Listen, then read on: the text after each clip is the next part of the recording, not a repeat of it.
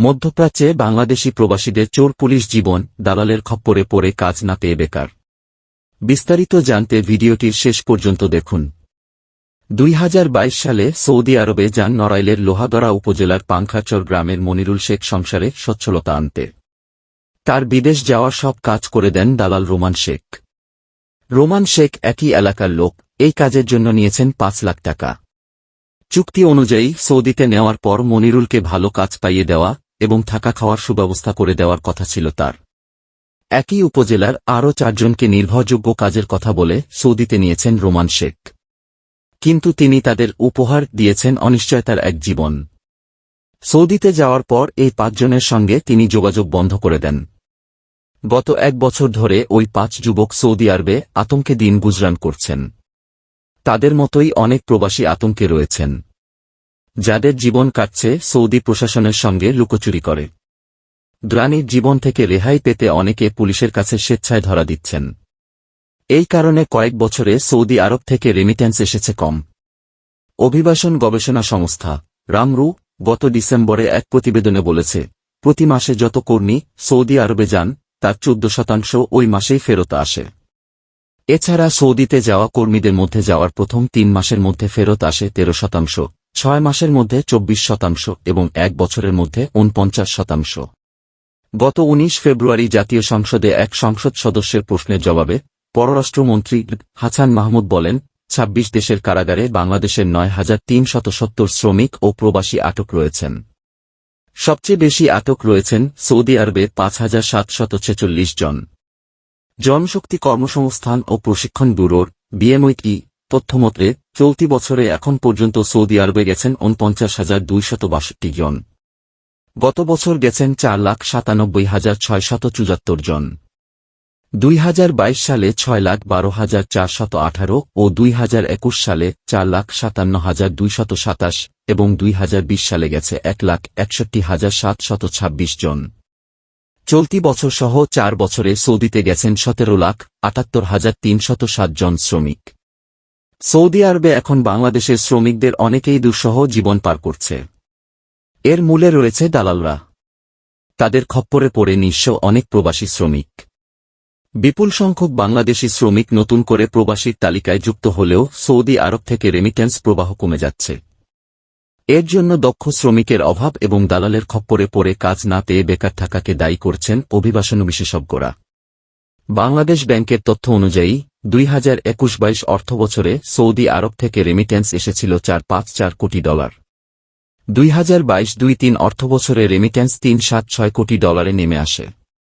আর 2023-24 অর্থবছরের প্রথম 6 মাসে জুলাই-ডিসেম্বর দেশটি থেকে রেমিট্যান্স এসেছে $142 কোটি। আগের অর্থবছরের প্রথম 6 মাসে সৌদি আরব থেকে রেমিট্যান্স এসেছিল $190 কোটি বেশি। সৌদির জিজান শহরের একটি বাড়িতে বন্দী থাকা প্রবাসী লিমন মুন্সি বলেন, দালালের খপ্পরে পড়ে সৌদিতে এসে এখন আমি বন্দিজীবন পার করছি।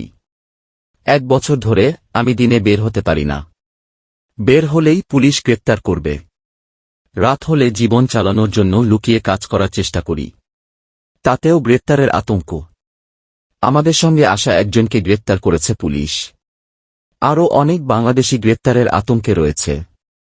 এখন বাড়ি থেকে টাকা এনে আউটপাস সংগ্রহ করে দেশে ফেরার চেষ্টা করছি।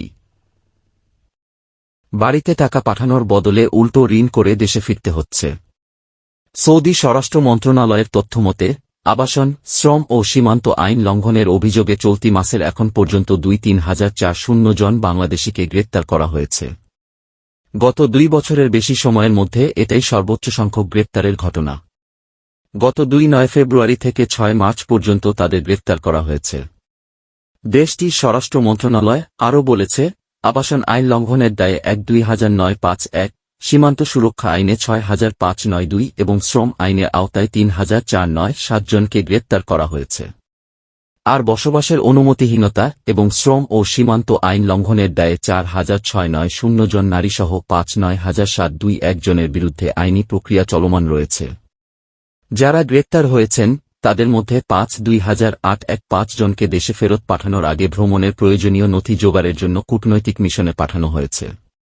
আরও 1,963 জনকে সৌদি আরব থেকে ফেরত পাঠানোর ব্যবস্থা করতে চূড়ান্ত নির্দেশ দেওয়া হয়েছে। এছাড়া বিভিন্ন দেশের ৯,১০৭ জনকে সৌদি আরব থেকে নিজ নিজ দেশে ফেরত পাঠানো হয়েছে। হযরত শাহজালাল আন্তর্জাতিক বিমানবন্দরের প্রবাসী কল্যাণ ডেস্কের সহকারী পরিচালক দেবব্রত ঘোষ বলেন, এখন প্রতিদিন গড়ে বিভিন্ন দেশ থেকে ৩০০ জন আউট পাস নিয়ে দেশে ফিরছেন। তাদের মধ্যে অনেক সৌদি প্রবাসীও আছেন। তিনি বলেন, সম্প্রতি ওই দেশে আকামার মেয়াদ শেষ হওয়া শ্রমিকদের গ্রেপ্তার করছে পুলিশ। তবে সৌদি থেকে কতজন ফিরেছেন এরকম তথ্য আমাদের কাছে নেই। এই বিষয়ে আন্তর্জাতিক সম্পর্ক বিভাগের অধ্যাপক ও অভিবাসী বিশেষজ্ঞ অধ্যাপক সজীব বালা বলেন, সম্প্রতি সৌদি আরব ও মালয়েশিয়ায় প্রবাসী শ্রমিকরা অনেক বেশি প্রতারিত হচ্ছেন। ওই দুই দেশের কর্তৃপক্ষ অবৈধ প্রবাসীদের বিরুদ্ধে কঠোর হয়েছে। তিনি বলেন, অনেক অবৈধ প্রবাসী বাংলাদেশীও আটক হয়েছে। অনেকে পালিয়ে বেড়াচ্ছে, অথচ তারাই রেমিট্যান্স যোদ্ধা। পোশাক রপ্তানি বাবদ আয়ের পরেই রেমিট্যান্স বাংলাদেশের প্রধান আয়ের উৎস।